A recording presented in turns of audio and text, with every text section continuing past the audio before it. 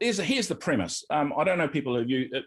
It's often used in Otago. We talk about strategy A and strategy B.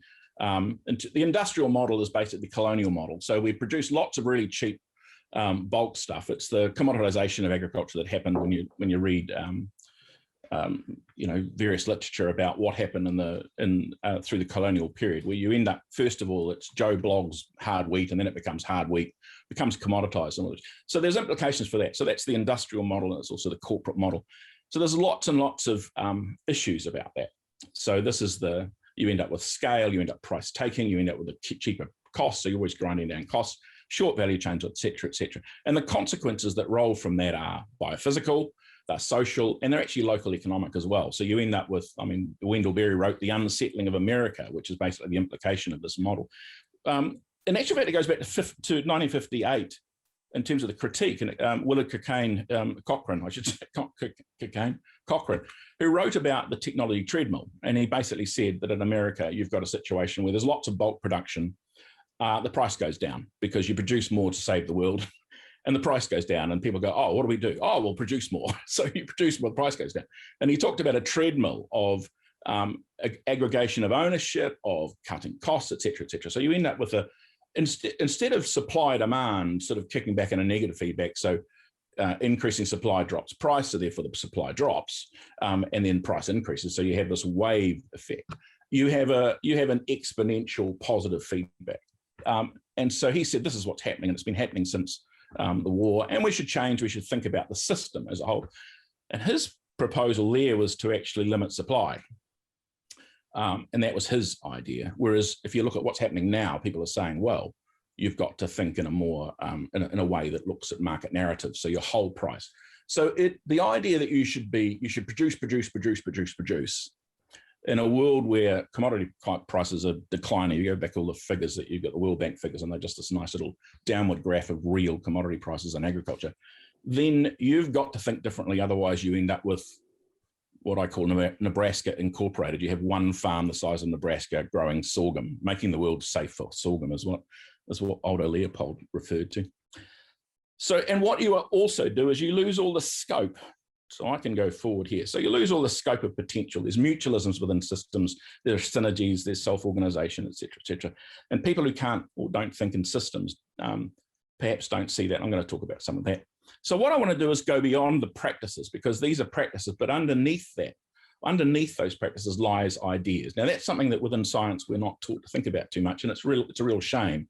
There's this view that we're somehow above and beyond philosophy and ideas, and we're not. We know, well, we ought to know that. It ought to be apparent. I mean, even if you do the study of the philosophy of science, you've seen paradigm after paradigm after paradigm shift. And with each shift, you've got those that will stay locked into their mindset of what they believe was the case. I mean, the chemical revolution, Lavoisier found oxygen, and then what are we, 105 elements now, and yet Priestley and Cavendish stayed until they died in the 1830s, stayed believing in the four elements and all the rest of it.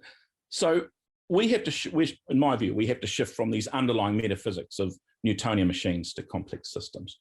And it starts with these questions. Unfortunately, I can't give you this blank screen because I wanted to start with this blank landscape and peoplescape, because there's probably bodies buried there. And the question is, what is this? And through what lens do we see this? So if you look at the list of paradigms that you could look at, hard resourcism is to see it as just cash. So that's an accountant's or a financier's view. Resourcism is to see it as a product. So it's just a production line factory. And then you move from there to multifunctional ideas and of saying, okay, well, it's multiple use plus sustainable yield. Or then you go into systems where they're socio-ecological. So we start looking at agroecology and socio-ecology, because this is a complex.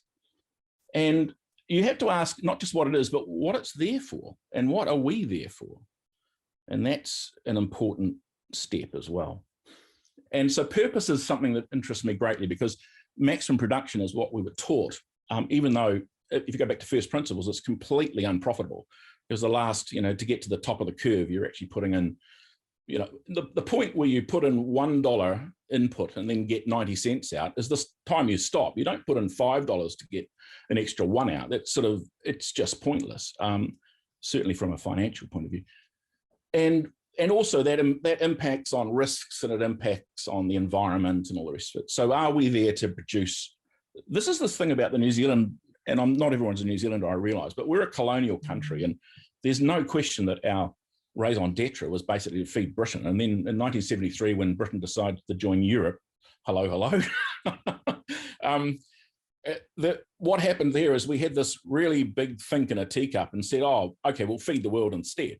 Instead of actually going, oh, hang on, that's a transition, so we should be thinking about how to do things differently. So we continued the colonial, bulk, mechanical, factory model, et cetera, et cetera. And these lower questions, to create and maintain a resilient people or place is where, it's a question mark, but I think that that's where we ought to be, because we're seeing problems there. And these are contextual questions for all of us, of course, and STEM often doesn't teach these. Ontology is what things are and how they relate, so it's philosophy. I apologize for being philosophical at times here. And there's also an assumed, in epistemology, there's this idea of positive, so it's fact.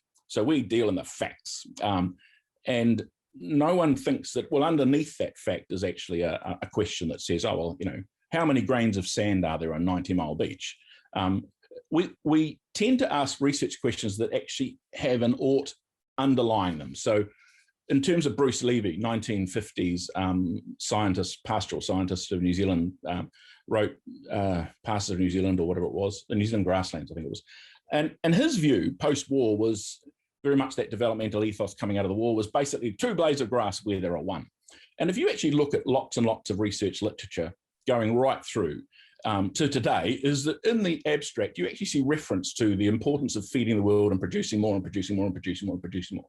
And that's a mindset that flows through the whole system: policy, education, what happens within corporate management, all the rest of it. There's a whole reinforced cycle of maximum production, et cetera, which creates the technology treadmill, which creates marginalization of communities, which creates farmers selling out to big, et cetera, et cetera. So we all know these issues.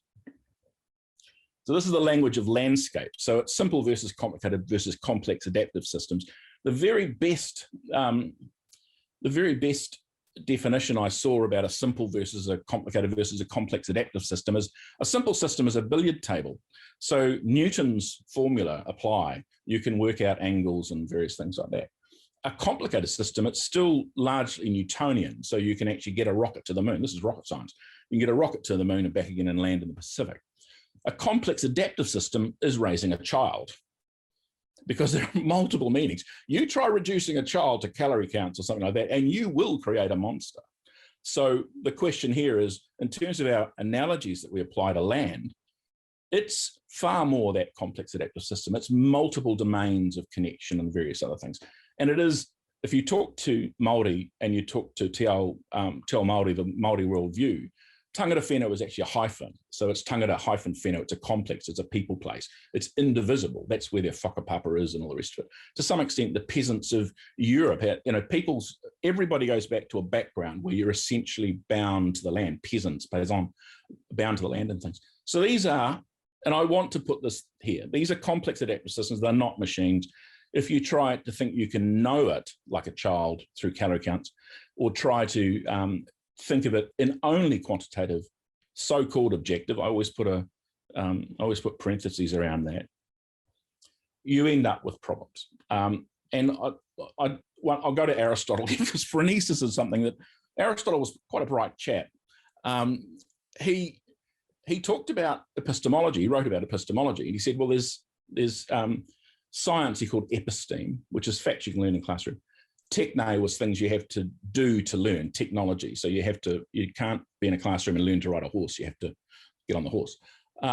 Phronesis was the queen of the intellectual virtues, which is called practical wisdom. And then the last one was good, knowing good / purpose. What are you here for? What are we here for?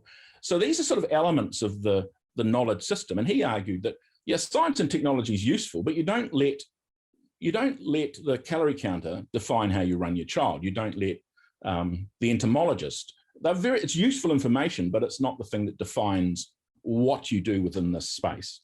And he argued practical wisdom, which is phronesis, is the queen of the intellectual virtues. So you have to understand purpose and good. You have to draw upon technology and science, but you don't let them dominate. It's science on tap, not on top. So there's the question, what is this? And what I think we do is, and we have right through the colonial era and this commoditization, the strategy A era, is we've bulldozed all this potential, and we end up thinking, because we see the world, unfortunately, I'm sorry about the fact that I can't scroll through things, but because we see a machine, which it isn't, never was, then we start to create some serious anomalies and we lose the functional integrity. In fact, I have to tell you this one story about when I spoke to some farmers at Invermay, and they were saying, what's the problem with streams? And I said, well, you know, everything that's good on the land is bad in the stream. So I said, well, you know, if you lose your organic matter or your mineral soil or your nutrients or things like that, these are all bad for the stream. And somebody said, you know, well, we're not worried about that. And I said, well, it's your loss. And somebody said, why? And I said, because everything that losing topsoil, losing mineral soil, losing nutrients to the stream, to make a bad stream, is actually your land going backwards. And it was a revelation to some of them, except one chap in the back who said, oh, you're just nothing but a greenie. But anyway, so, and I wanted to end with this quote from Lang, from, you know, out go sight, sound, taste, touch, and smell, and along with them has since gone aesthetics and ethics, sensibility, values, quality, form, all feelings, motives, intentions, soul, consciousness, spirit. Experience as such is cast out of the realm of scientific discourse. And I want to talk about that because this is a famous model, and it's about what happens when you are looking. Here's a scenario, and it goes right back to apparently to early Arab philosophers. You have a situation where you lose the keys over in the park, and you look for them underneath the spotlight. This is what you can see. This is what you can, and it's amusing. It's very amusing. So we're looking at this world, and the consequences or the things that roll into this space we don't imagine, and the things that roll out into that space we don't, that dark space, the scary dark, we don't imagine. So social issues, environmental issues, the boundary of the farm and the stream is something outside our purview. So, I mean, I remember linking it where I had this Professor Crops, Professor White, sitting in a quite lovely field, telling us to maximize production of lucerne, and it was totally uneconomic. And I thought this is also not very resilient, because it's he had basically put a thoroughbred lucerne variety into a piece of land like Templeton Silt Loams outside Lincoln, which are all beautiful soils. And you wonder whether in another context it is totally irrelevant. And as it was, it fell over. And I thought, and I was thinking at the time, I was thinking the costs of this is enormously costly versus the robust. And he was just sitting in there thinking about gross production. And then he said, and he admitted, he said, unfortunately, the blue-green aphid came in, true story, and blew it all away. And he said, and I thought to myself, he's going to tell us that there are different ways of looking at it where robust and low input, and which is more profitable, is actually a better option. He went, so we bred another one. And I just closed my notebook and looked around in the field day and just wanted to know if other people saw it, but they didn't. It was amazing. So modernity, modernity is this, I mean, I don't want to go about Bacon and Descartes, but you know, the idea that everything's material, you break everything up into bits, you disintegrate, if you like. And then Newton came along in astronomy with an explanation. He didn't describe gravity, he actually explained, he didn't explain gravity, he described it, the relationships between things. And that became the moment. Well, we can find Newtonian descriptors, quantitative formula to actually define the system of the world as it was. So there's a background to modernity, and it is to see things and cut them up and disintegrate them. A stream, and you look at it as a single function. So a stream classically is a drain. Land is a grass factory. The environment is other people don't belong, etc. So it's about terra nullius. So you end up looking at this land of terra nullius. So you're blind to building self-organized system synergies. So you end up with this idea that it has to be either or, instead of a clean stream is actually one of the best indicators you can have of a farm that's doing really well, because it's not losing its water runoff, it's not losing its soil. So its hydrology is good. It's retention of the, I hate natural capital, but you know what I mean. It's holding, and yet there's an assumption that, oh well, you know, you can't be green if you're in the red, because people are thinking mechanically and trade-offs. So it's blind to potential of woodlands and wetlands, which is my field. So looking at what happens within the polyculture between patches within a farm system, and so all that agroecology just gets lost. And you end up with this logic, because the logic of the industrial model is cheap bulk production, which goes to a centralized mill, which is called a continuous processing line. And so it feeds the monster, just needs to feed. So you get all these other issues that come along with the economies of scale model, mechanical model. And yet all the research literature at the moment is talking about economies of scope, which is very much a systems view. So lots of the Ferraris and whatever are starting to think about, well, hang on, we've got this system. If we actually do this with this and this, we end up with this positive here. So when people say, oh, we can't properly afford it because of economies of scale, it's actually, they're behind the literature and behind the ideas that are coming through. Systems ideas are very much coming through. So instead of looking at a noun focus, you start looking at a functional focus of verbs and various things. I really hope that I'm not talking converted here. Anyway, this picture, which unfortunately I haven't started with, is a famous painting by a French painter, which looks at vivisection. So this is the early days of the Royal Society, the early days of the French equivalent, which is very, very similar, where we've discovered Newton, Bacon, and Descartes. And so we have this view of the world as machine. And so here's a dog, which is obviously a machine.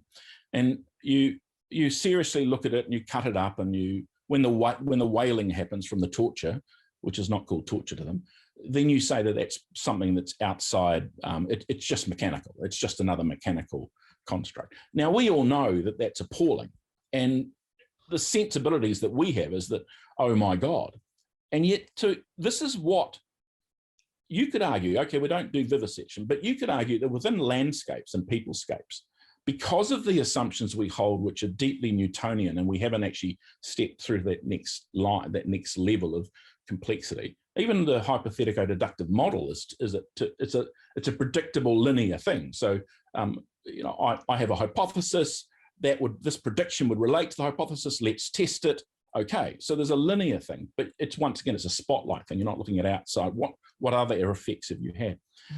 So you end up with this. It's really interesting how the eco-philosophers, the ecofeminism, and also indigenous philosophers like and researchers like Robin Wall Kimmerer are really challenging these ideas that we've sort of held as being, oh, we're about objective quanta. So we lose our humanity with that too. So I'm just going to go through this. And some people think that we shouldn't be concerned about this, but reality is, if you're not concerned about it, then the public will come back, because they're part of the system, and they will come back and bite back, which is happening within industrial forestry and industrial dairying right now. And it's also a reaction against, so there's a lot of things about post-normal science where we talk about moving beyond the idea that it's a reducible thing. In post-normal science, you have to start looking at a systems view.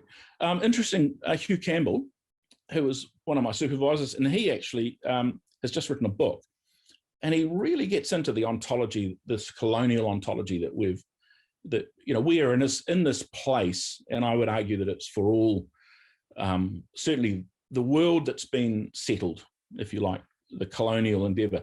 We were a production line for something bigger, usually Europe. And anyway, so he's written that book, and it's just come out, and it's quite relevant. This is Peterson, and unfortunately, once again, I can't go through it. Just ignore all the writing.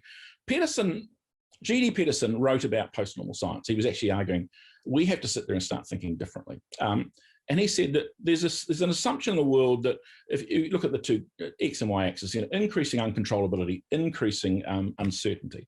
And we have this belief, because it's Newtonian, that we live in this particular certain controllable world, and we cut it up, and there's an element of it's comfort. It's an element of comfort living there. So you can deal in something that's certain and controllable. And if you happen to be a slightly neurotic, someone likes that. But you have to ask the question, what sort of world do we live in? Because once again, take the child. Okay, you can take a machine, you can take a lawnmower and put it in that spot near where the axes join. You can say, okay, well, it's controllable, it's mechanical, and you can fix it. You take a child and or a complex adaptive system or something like that, you're actually way out. I can't use my thing. You're way out here. You're way out in this complex, uncertain realm. Now that relates to then, okay, well, what sort of questions do you ask? What sort of methodologies do you use, et cetera, et cetera. So it fundamentally shifts science to a post-normal, what they argue is a post-normal. And it also means that practice has to differ. And there's lots of details on that. And I speak about it, I write about it as well. And I love this. Instrumental rationality versus value rationality. Instrumental rationality is everything's an instrument to you, utilitarianism, various things like that. So it's Max Weber. So you talk about things like, okay, well, we'll go out and measure stuff. And then we'll come back and we'll define where we ought to go. So, humans are so much soap. So we put it in the spreadsheet and then we create a soap factory.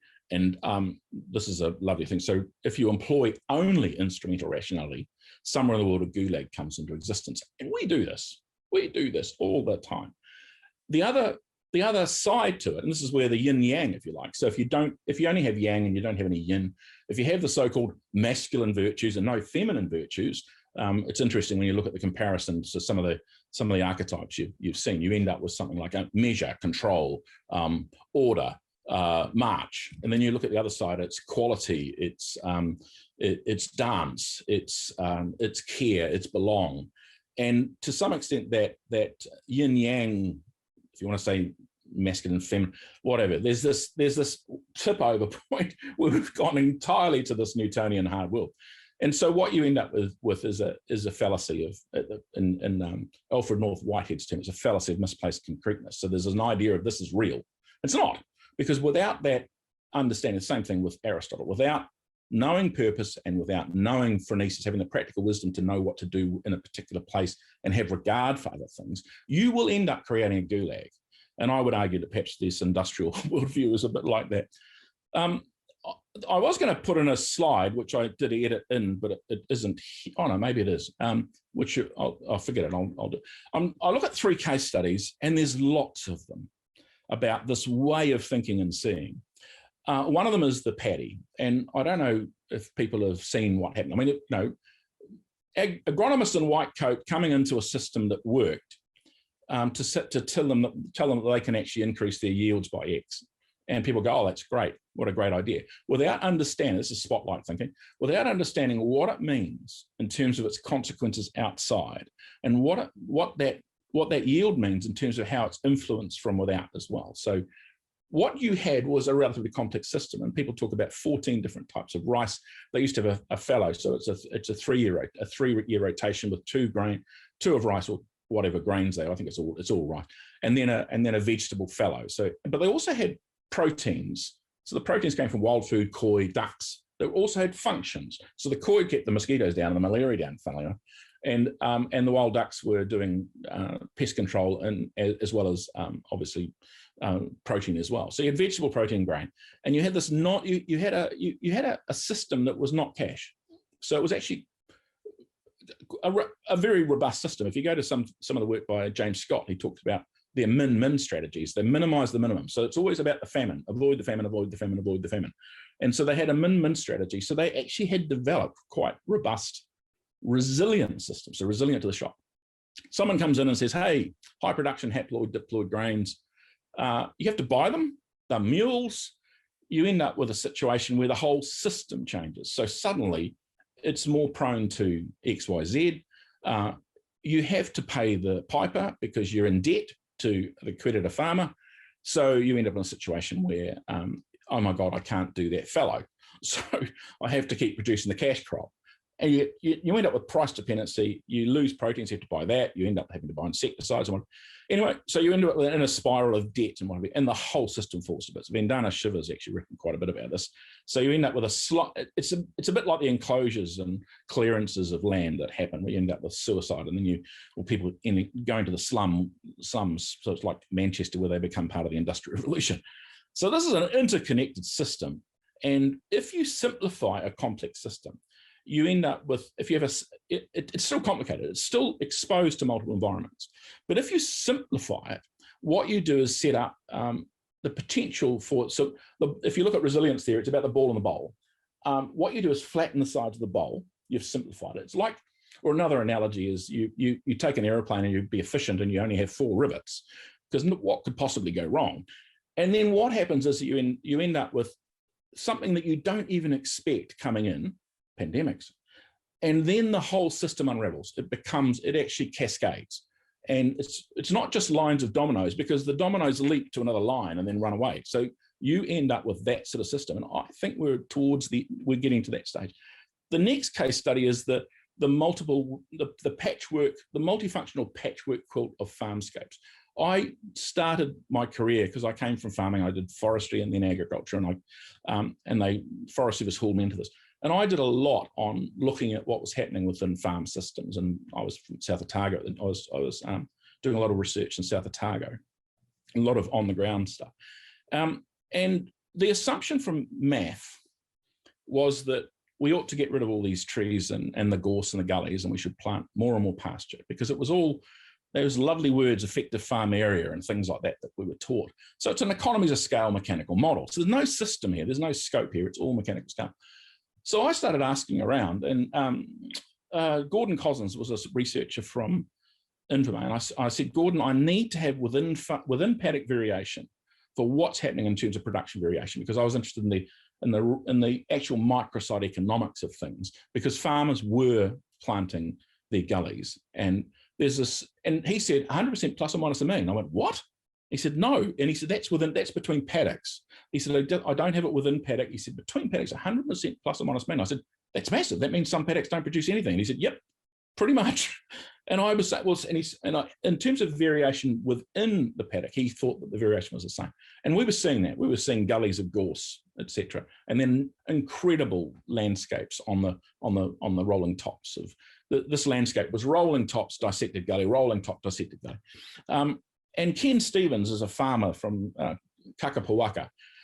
And this is just one example of what I'm talking about him as a farm forester understanding synergy. So he told me a story about how the fertilizer rep came and he gave him the figures for his father, and he had planted all his low production areas, these dissected gullies, and he had these wonderful rolling tops that were sheltered.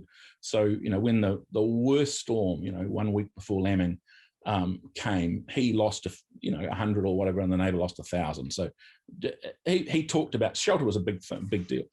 And he said to me that this fertilizer rep came on, and then he rang him back after he'd told him the figures, said, oh, you've given me Southland Finishing Farm figures, you've given me the wrong figures. And Ken said, no, that's what I'm doing, because all the stuff that's 2 or 3 stock units per hectare or less or 0 has gone into trees, which are providing other benefits to the system. And I'm running essentially 22, 23 stock unit per hectare country on these rolling tops. So he was basically, he'd changed his farm into this different system. And the other thing is he bought 2 more farms for he had 3 sons. It's always the son, isn't it? Anyway, so you end up, you've got all these situations where there's all this terroir, there's all this synergy between one patch and another. You end up with this system that is really functional, and yet the argument from the mechanical model is we don't do that. We go for scale. It's more efficient. The other thing that was classic was many of the overheads that you looked at, like weed control, stock losses, repairs and maintenance, mustering, because they're hard mustering. They are all assumed to be spread like butter. Now, conveniently, from an economic point of view, yes, let's do that. From an accounting point of view, let's just call them overheads and be done with it. Let's put it in the same column as electricity and various things like that. And if you talk to the farmers, they were saying, well, these were really costly areas. Like 80% of my various costs, like woody weed control, was in this 20% of this area, et cetera, et cetera. So I used to argue with the chap from MAF about you're not looking at gross margin analysis won't do it. You have to sit there and look at the spatial patterning of costs, and then you have to look at the interrelationships between patches. This is not even getting into polycultures within patches. This is the polycultures of the farmscape itself, which is really right. So heterogeneity end up with lower risk, better production, lower costs. I've got lots of stories of another one. There's a chap in the Mahia Peninsula that took all his wetlands out And he had these low-lying areas, which is almost at sea level. And he took them out because he was just losing cattle. He said he suddenly realized, oh my God, there's 2 less cattle. So, and he realized they're dead in the swamp. So he fenced the swamps out, his wetlands out. And he had a situation where all these, once again, rolling down type ridge things. And he was actually doing fertilizer on those. He was doing controlled grazing systems. He was spending far less time, and he was making a lot more money. And yet the assumption was in is we just drain it or something like that. So that's an example. This is just one example. And the third one is drought. Now, this is an interesting thing because Hawke's Bay had a drought, 3-year drought. From our, I mean, I know there's an Australian in the audience. From our perspective, we had a 3-year drought. And so there was some work going on, and so I ended up invited to speak. And all the, with one exception, all the ag advisors were basically looking at land as immutable. It was a factory. It was this hard thing in a Farmax model. It was basically just an immutable mechanical world. And I went in and I just asked the question. I said, what's a drought? And people say, oh, it's a lack of rain. I said, well, okay, well, you can have a situation where you have 25 mils of rain, you have land that has no infiltration, it just slides off. You might get 3 mils, and then you get evapotranspiration that afternoon of 3 mils, and you end up with a drought you end up with a drought in the afternoon. And so we rolled through and said, okay, what sort of functions do you need? Let's change the land. It's funny because this was like 10 or 11 years ago. And now some of the things we're hearing with regen ag are pretty much coming up with this. Suddenly you're hearing a lot more about infiltration rates and water holding capacity and the hydrology within the farmscape.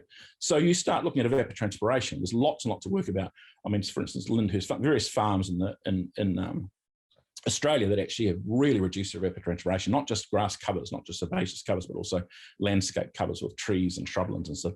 And I mean, if anyone remembers botany with the tomentose leaf, you end up with an osmotic gradient where you end up with a sunken stomata and dry areas or a tomentose leaf. So you end up with this layer of air, and the same thing with landscapes, which is so you end up with a wet cell, a layer of relatively moisture air, and then the screaming nor'wester going across the top.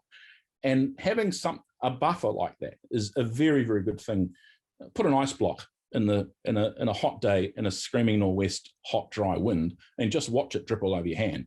That's the effect of having a very steep osmotic gradient. So having a layer stops all that. So we were talking about some of these. So we're also talking about things like understand the physiology of plants, because in forestry we very much talk about the cycle of physiology, where you get high carb reserves in winter, flushing in spring, low carb reserves in summer. Don't hit the thing, don't coppice then ever, because you'll end up losing the stool. And then it builds up carb reserves again, and winter's the high point again. So coppicing and various things like that in forestry happen in winter. And the plant is healthy. It's just, you cut it down, it's healthy, it's coppices away. In pasture, we hit, and then come summer, when there's low carb reserves, we hit again, and then we end up getting weed species coming in and all the rest of it, because we're not thinking physiologically. So we started talking about all this sort of stuff about looking at sponging and having ecologically informed stock management, which is happening now, the mobbing and the high covers, the high residual covers and things like that within regen. So I don't like the term regen agriculture, I've got to say, but it's agroecology to me. But people are starting to see the system as more than what we were taught at Lincoln. So only a few more slides to go. There's other case studies, and I don't want to get into them, but I remember studying deer, and I've been taught deer ecology. So deer are cover animals, they're edge animals, they want to hide. There's very much a hierarchy between alpha and omega. So the worst thing you can imagine is putting them in a grass paddock where they can see everything, and there's no cover and things like that. And that's how we were doing it. There's a lot of anthelmintic stuff that goes on. The Swiss deer. I mean, there's a lovely a book about a steward in the old days, a steward who went into France between the wars. And he talked about the Swiss farmers would come in, and they knew the animal health. He said that he brought in Swiss dairy farmers, and they would go around getting all those weird hippie weeds and dry them, and he would know what to give. So there was this very strong anthelmintic knowledge that was integral to farming in some of those systems. Other case studies are going from strategy A, the mechanical, to strategy B. Systems, scope of potential, realizing the heterogeneity, looking at the local long value chains. Ownership patterns are really important price position to hold your price so that if you do make an efficiency gain, the buyer doesn't go, oh, they've made a $3 efficiency gain, we'll have that, and drop the price $3. Moving off these the gross production ideas into a systems view about production as well. So you say, well, the most important thing is actually to have profit and risk and environment that actually keeps going. So you push production, you end up reducing productivity in terms of output per input. It gets less and less efficient past the asymptote. So you end up with a situation, law of diminishing returns curve, where you're actually grinding your system down. Why, I don't know. What, to feed the mill? 4% more production, says Fonterra. And you end up, if you go for productivity, efficiency, output per input, and you go for some of the other things like holding a price, because if you make an efficiency gain, you can keep it, as opposed to a strong market. So you start looking at things like going into, you don't just have a diverse system and a functioning system, you also, that becomes part of the marketing narrative. So these are links again. So almost done here. So the upshot is that we have these paradigms of seeing, which underlie the potentials we see and the opportunities we make happen. And also the term invisible. So we also make things invisible because we're not even thinking about the potential for woodlands, for tall pastures, for a hydrologically functioning soil. It's just not part of the purview because we're not researching the connections between those sort of things. We've had adverse effects of modern agriculture, modern industrialism, and it's increasing within our markets and within our communities, and this manifests politically. And it could be claimed that a lot of farmers are actually ahead of the technocrats. We now go and study their exemplars, and there's a great deal of potential across all domains of land use. And Pastoral is a strategy, what's the word? Mnemonic, if you like. It's what's happening politically. What's the future? Throw yourself in the future. Politically, environmentally, socially, technologically, legislatively, and economically. So you start looking at the whole and go, okay, well, here's our potential. Now, if you look at where we're sitting within an industrial model, Pastoral looks bad. And we should be thinking about those sort of things. This is from Engelstrom, who talked, he argues, this is a European researcher, and he was arguing that there's a late modern turn. There's actually things happening. So there's a late modern policy turn, which means that we end up, where are we? I think we're here, if you like, in New Zealand. And there are forces that want us to go this way, and the people and whatever want us to go that way, moving into knowledge-intensive, integrated, multifunctional landscapes, where it's not just about sorghum for the whole of Nebraska as one industrial farm with migrant labor coming in. So we had to think about this context, because if we think that this is our future, then I think it's not a good one. So moving forward, does it move? It doesn't want to move. Oh no, here it is. Right. So go back one. So this is it's wiser to look for your damn keys where you lost them in the field, is what I've been saying. So we have to really critique, because the critique of modernity, if you like, the machine through into systems, is also a critique of methodology, what framing, questions we ask, the purview of what we do within policy research and practice. And so I take you back to that lovely scene there of that industrial landscape, and I'll leave it there. Well, thank you very much, Chris. That was fantastic. I really enjoy your talk. I remember the first time I listened to you was pretty much a week after I joined Lincoln University, and I thought, okay, something's going on here. So thank you very much. You have put together a wonderful paper as well, so I encourage the audience here to go through your paper. So having said that, I'll open the floor, if you like, for questions to Chris. Well, I was just hoping you could go back a couple of slides and tell us a little bit more about the back there. This one, I'd like to understand it better. Okay, this actually, I'm thinking it was actually in a Earthscan book, and Engelstrom and a few others, are European researchers. Basically, it was a forestry context. They was talking about how within the particularly colonial models, if you like, our models, you have this dichotomous relationship between types of land use. So you have pasture is pasture, and that's all it is. Cropping is cropping, and that's all it is. Plantation forestry is plantation forestry, that's all it is. And then you actually cut off. So you end up with another modern construct, which is the preserve. It's a peopleless preserve. So you end up with something that's actually peopleless. So, and it's essentially a Newtonian model of the world where you partition and allocate instead of integrating. So he was arguing that the shifts that we're seeing within research and within practice are actually moving back to, this is energy intensive, and he's saying we're moving into a knowledge intensive. You're looking at the fact that there are these synergies and things. So he was basically saying policy is on a cusp, and we will be moving into, it's stylistic, obviously, and you'll never get to the stage where it's completely all knowledge intensive. You'll always maintain some natural forest, and you'll always maintain some energy intensive agriculture, perhaps, probably. But we will have a different mix, or we ought to be turning into a different mix within our landscapes. Chris, Ian Gordon here. So thanks a lot. An amazingly interesting talk, and I'm hoping that there's someone in the audience that sits on the left-hand side of this graph, so that they can come at you hard. The challenge, I think, is the fact that we've ossified in our academic world into disciplines, and that has created and we basically continue to educate future landscape managers with the ideas of soil science, crop science, livestock. You mentioned forestry. You actually, in your own talk, delved into the disciplines themselves. And I mean, how do we transition this highly ossified system into something where we're educating the future landscape managers in a way which is in knowledge intensive, and move away from the idea of agriculture departments and ecology departments, forestry departments, etc.? I think that's a really interesting question. I mean, first of all, I'd mention, I don't want to talk about Murph first off, but first of all, I mentioned transdisciplinarity. So this idea of, in epistemology, that you have single disciplines and somehow we'll all come together in a room after we've just looked at ourselves and we'll come up with some synthesis.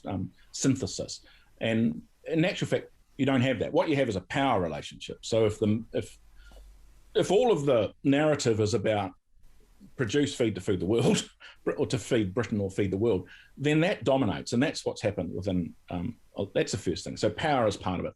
And you've got corporate power, agribusiness want to actually continue the technology treadmill because there's money in it, and the rest of it. So then it comes down to, how do you change this? How do you move into this transdisciplinary? So that actually means that you have knowledge from the field right through to the professor, where everybody learns and everybody teaches. Integrated knowledge systems, Will Allen, his work about fundamentally changing our knowledge systems. Now, I'll have to go back because there's another thing that happened in New Zealand, which is in 1992, and we'll all remember this. There was a restructuring in science where it became corporatized. And before that, certainly within forestry research, we had directors of research, and also with Invame was also one of those amazingly connected research establishments. And we had directors who were in the field, and farmers would be sitting there, farmers and foresters would be sitting there when Harry Bunn said X, and they say, I can't do that here, Harry. We've got X, Y, Z. And he'd sit there and write notes. There actually was a lot of transdisciplinarity that we had back in the 80s and into the early 90s that we've corporatized away. We've actually taken a transactional model of markets and what have you, and we've put that into research. And because you've got dominant power, you end up with a situation where I think it exacerbates the silo disciplines. So we have all this research and we have all this thinking about transdisciplinarity, but it doesn't happen until we change some structures, I think. And I don't know how that happens. And I think Murph is somebody that probably could talk about it because there's a power relationship there. Murph, if I could be so bold, biological agriculture is slightly marginalized versus let's get another GM grass to give to the dairy industry as opposed to sector. Industry being narrow, sector being broad. And I mean, I think there are real problems. Is all this literature and all this thinking about post-normal science, what do you do as science within a complex systems view? It's all there, but it's not happening. And I don't really know the answers other than that we've got certain structures and certain powers that actually stop us. Murph, Thanks, Chris. I was just thinking the MPI ran a workshop on regen ag a few months back now, and they were still functioning in the industrial model there, and they wanted us to go away and workshop some what were the kind of premium things we could take to the market. The meeting turned around and told them to get lost. It's quite astonishing. So kind of while MPI, the head scientist from MPI was scratching his head and trying to figure out what was going to go on, the room essentially had an open discussion, and what we ended up is talking about values. I was kind of going, feels like an organic conference. So to me, it was interesting. You touched on regen, because that was going to be my question to you. Was, are you looking at the regen space? You might be aware I'm in regen boots and all, but looking at it from the sociological and the kind of values and the philosophical perspectives, I see a huge number of similarities, particularly with early days organics before we got sucked into the money machine again. So I think the regen at the moment is a really fascinating space from a sociological perspective. So it'd be interesting to see if you've looked at that at all. I have. I actually think that there's also a few principles that apply that are really, really important. One is polycultures. One is the idea of a within forestry. There's lots and lots of research. In fact, it's actually the mycologists within forestry that are coming out about having interspecies relationships that slightly go on the weird side. So Susan Simard from UBC is doing some incredible work. That's the first thing is that this idea of monoculture and what have you. There's within regen ag. I love that, but that's within a patch. They're not sort of landscape people. I haven't seen too much in agroecology within the landscape. In fact, I've seen them talk against trees because they have different bacteria, which is quite true, but soil bacteria, which is like not the point. So I think that there's a bit of spotlight thinking there too, Murph, in terms of it's very much pastoral and arable. So I want them to move beyond that. And so that's a print. And I love the pastoral, this moving from short pasture rotational grazing into tall pasture rotational grazing. So you're talking about emulating buffalo and emulating the Serengeti, the various large steppe country ecosystems. These are pastoral, these are grassland ecosystems. And to start thinking ecologically about those sort of patterns and how they relate to soil and hydrology is also an incredible principle. And once again, farming's leading, like Wade Brown and various other things. And also Dan O'Brien, who goes right back to North Dakota. And I read one of his books that he's an ecologist actually, and he ended up with a ranch and he moved from cattle to buffalo and he started to do these different systems. And that they're leading. I believe that the farming communities have had a guts full of industrialism, and they can see over the fence. They can see outside the spotlight. And so they're actually moving, and I think they're ahead of us, quite frankly. I think regen ag is one part, but I don't want to have them grab the name, because I think agroecology has the science and has the background and is broader and is thinking more. In terms of sociology, I think that what's interesting about the response we're getting from land users is that they're seeing that they're losing family farms. And this has been written since the 70s. I mean, Wendell Berry was talking about this writing about this in the 70s, the unsettling of these areas. And we're seeing the same. We're just 30 years behind the US. And those sociological, that's your community. And communities end up marginalized because you become a unit, like stock become units. So you don't, my father was a stockman, and he was a person who really believed in happy stock and shade and all the rest of it because they were all productive, And I think farming, it's almost like there's a bifurcation. There's this industrial shift, and I think it's a horror, it's Mordor, and there's also a shift. So in this graph, perhaps there are two lines, one heading one way and one heading the other way, and power determines what's happening. But the sociological and the value systems that we're seeing, I think are the ones that are going to drive where we go. And particularly when I hear urban-rural divide, I get really a bit tetchy, because often it's a defense for the industrialists to sit there and say, oh, it's all the urban people's fault and they're all vegans and all this. And actually, instead of actually asking those deep questions about purpose and what is this and where should we go. But that's my observation. I think regen, some of the principles are really good, but it doesn't encompass all of agroecology. I also hate permaculture because it's got a trademark symbol at the end, at the top of it. Agroecology, we should be thinking that. Chris, we got a question from Emilio Laca in the chat. I don't know if you can read it. Yep, I can. Yeah. My internet's poor, so I'll pose a question in writing. Who is the enemy? The massive inertia of industrialized ag systems that cater to our unexamined appetites, fat and sugar, rightly developed through 2 million years of evolution from hunter-gatherers, our natural tendency to categorize and simplify, just like you stated, it's either ag or pastoral, etc. Can we teach and extend views that are fluid and integrated? Are we ready to invest the time and to truly understand and see what opportunities are opened by the design of spatio-temporal systems? It relates to the previous question that we had about how we actually shift our education models. I think we can. I think that systems and resilience, if you look at the resilience work from Buzz Holling and various others, what Carl Folk, there's lots of work now on panarchy, on resilience, on understanding that systems go through, there's uncertainty, there's uncontrollability. I think that there are principles that we ought to be teaching about at the very early stage about integration and about the nature of nature, if you like, the nature of socio-ecological systems, which tip. So that's a humanities paper within a science course. And I think that's important. I think philosophy of science, history of science, there's that love, understanding that there is an underlying philosophy is something that every student should know. And I worry about the fact that when people go through a STEM background, they might never be exposed to some of those philosophy. Philosophy of science is fascinating. You go from Ptolemaic to Newtonian to a Copernican idea of astronomy, and then you move through chemistry revolution, Darwin, and there's revolution. I mean, Attenborough, who was on the radio this morning brilliantly. Attenborough, he talks about how plate tectonics was something he wasn't.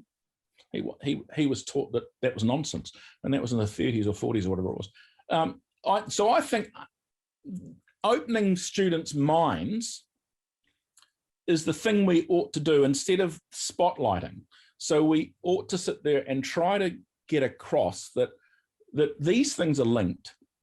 There is potential if we see outside the spotlight and look for the keys out there.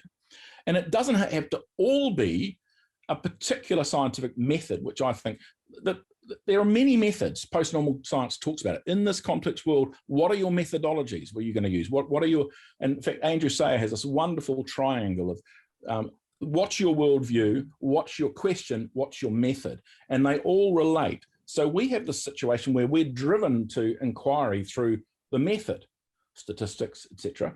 And then that defines the world as mechanical, and the question is small because you want to get some stats. So how many bugs are in the bush? Or what's the relationship between variable A and variable B? Instead of going, okay, what's sustainability? What makes this place hum? And you start asking, you have to integrate humanities into science in some way. And we don't do that very well, do we? We don't have a course on philosophy or history of science. I think that's part of the solution anyway. Yes, hello, Chris. Thank you very much. I really enjoyed the talk. But I just feel that the question really is that you talk about moving from the left to the right in that diagram, yeah. And all the pressures that are pushing us there. And I see there's a question about barriers stopping us moving there as well. But I'm arguing that climate change and even COVID are actually forcing us to go into that direction, because the solutions to climate change are no longer homogeneous monoculture crop Kansas, or your example of big states monocultures. I just wanted to raise that issue. I think that's really interesting. I think, and actually, in fact, there's in terms of change, it's interesting because Jim Hansen came around. The climate change chap came around eight years ago, and he had that book, something about his grandchildren. And I went and saw him at Massey, and he was very scientific, and he basically. But what I challenged him with is that what will make it, what's the Goldilocks event that will force change? And he said, oh no, we'll be able to give them data and reason and they'll all change. I said, well, let's just imagine that corporates won't be interested, et cetera, et cetera. And he said, oh, well, when the Greenland ice cap falls off, we'll have something like that. It's not so small as another storm, and it's not a planet killer. So something like that would force change. And I actually believe that we need a Goldilocks event.